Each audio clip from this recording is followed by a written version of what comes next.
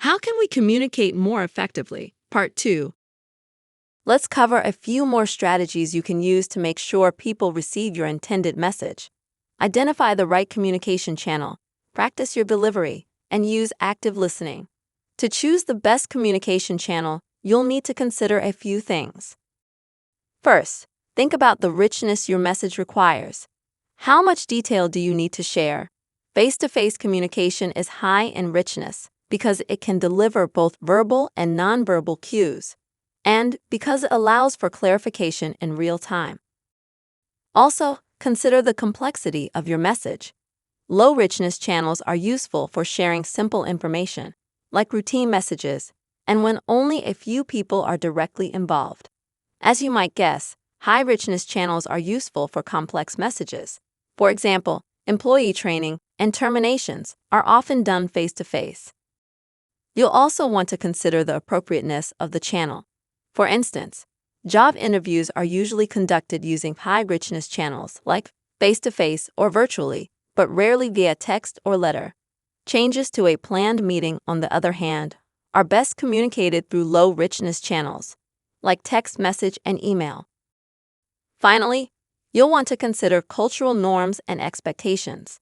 Sometimes multiple cultures of the nation, the region, the organization, the department, and so on. Each culture embodies its own expectations and norms in terms of communication.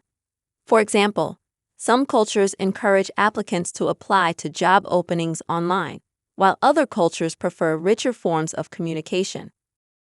The next strategy is to plan and prepare your delivery, because the quality can impact your credibility. The most important thing to remember is to relax and be yourself. Be confident and enthusiastic. It can be contagious and inspire your audience to act. Speak loudly, clearly, and slowly. Maintain eye contact, if culturally appropriate, of course. And identify some of the questions the audience might ask and prepare your answers ahead of time. The final strategy is to present your message and then listen actively to your audience's response. Pay attention to their verbal and nonverbal cues and stay focused on the conversation at hand. Don't interrupt them, and don't think about what you're going to say next. That is, listen to understand, not to respond. Try to put yourself in their shoes and identify whether they want you to empathize, analyze, or synthesize information.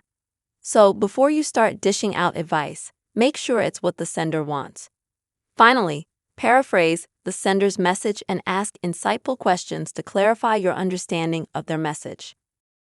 Now that you're more familiar with the best practices of communication, start using these strategies to improve the way you share information with others.